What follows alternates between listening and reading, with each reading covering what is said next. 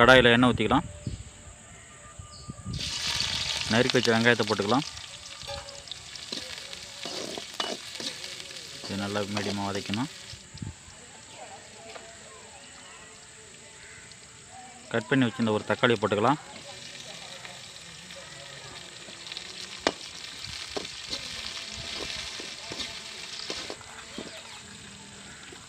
ஒரு 4 பச்சை மிளகாய் கட் பண்ணி வச்சுருந்தேன் சின்ன சின்ன பீஸாக, அதை போட்டுக்கலாம்.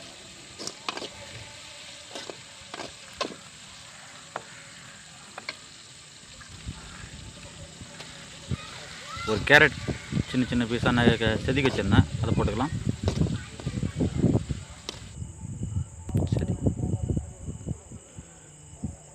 கோஸு சேர்த்து வச்சுருந்தேன், அதை போட்டுக்கலாம்.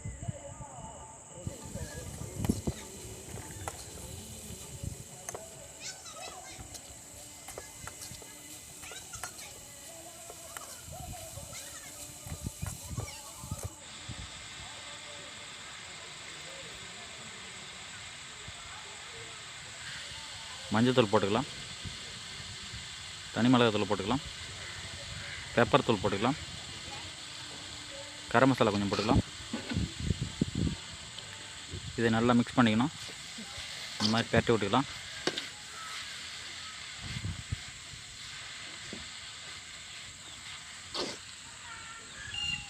தேவையான அளவு உப்பு போட்டுக்கலாம்.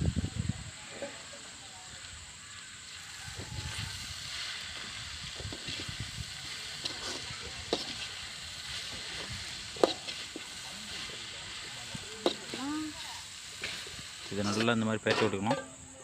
பாருங்கள், ரெடி ஆகிடுச்சு. இப்போ எடுத்துக்கலாம். ஒரு 1/4 கிலோ கோதுமை மாவு எடுத்துருக்கேன். இதில் 5 முட்டை உடச்சி ஊற்றி போடுறேன்.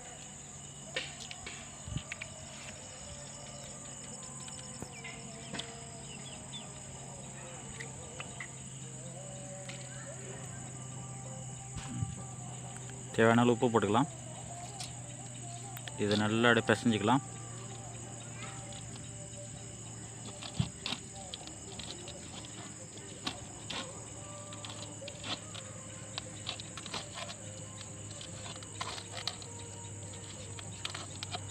நல்லா தோசை பார்த்து பிசைஞ்சு எடுத்துக்கணும். தண்ணி ஊற்றி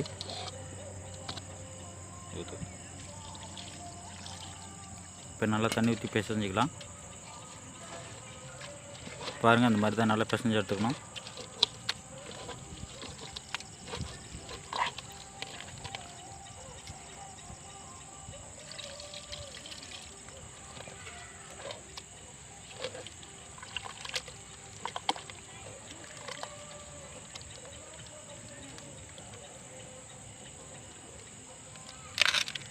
பாருங்கள், அந்த அளவுக்கு நல்லா பிசைஞ்சு எடுத்துக்கணும். இப்போ வதக்கி வச்சிருந்த மசாலாவை போட்டுக்கலாம்.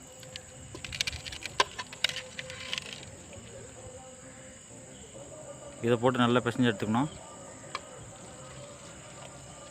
இதேமாரி செஞ்சு சாப்பிடும்போது நல்லா சூப்பராக இருக்கும். நல்லா டேஸ்ட்டாகவும் இருக்கும்.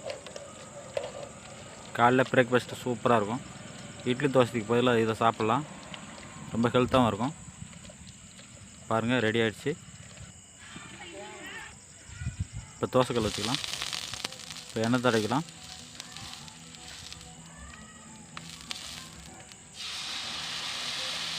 பாருங்கள், அந்த மாதிரி தான் எல்லாம் ஊற்றி எடுத்துக்கணும்.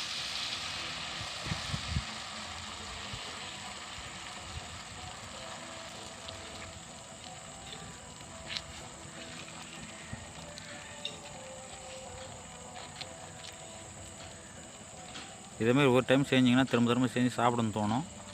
ட்ரை பண்ணி பாருங்கள். நல்லா சூப்பராகவும் இருக்குது. இதோட டேஸ்ட்டு வேறு லெவலில் இருக்குது. இப்போ திருப்பி போட்டுக்கலாம்.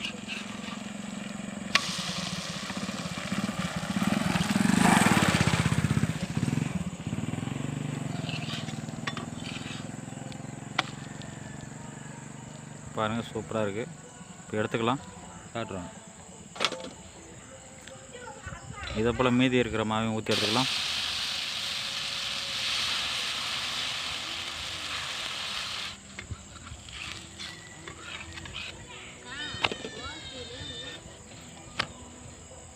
பாருங்கள், எல்லாம் ரெடி ஆகிடுச்சு.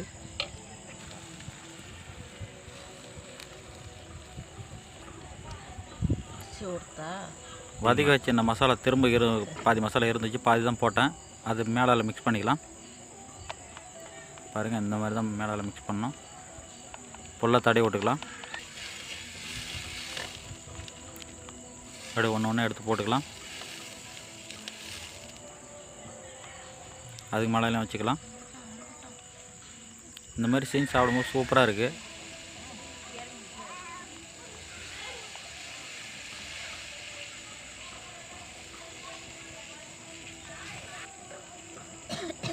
அது மேலே இன்னொன்று எடுத்து வச்சுக்கலாம்.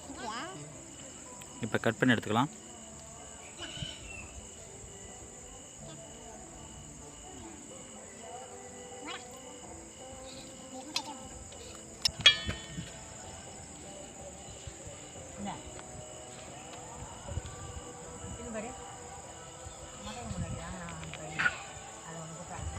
பாருங்கள் எவ்வளோ சூப்பராக இருக்குன்னு. இதேமாதிரி நீங்களும் ட்ரை பண்ணி பாருங்கள். அதோட டேஸ்ட் வேறு லெவலில் இருக்கும். இந்த வீடியோ பிடிச்சிருந்தால் லைக் பண்ணுங்கள், கமெண்ட் பண்ணுங்கள், சப்ஸ்கிரைப் பண்ணுங்கள், மறக்காமல் பெல் பட்டனை ப்ரெஸ் பண்ணுங்கள். இதை போல் அடுத்த சூப்பரான வீடியோவில் பார்க்கலாம் ஃப்ரெண்ட்ஸ். பாய்.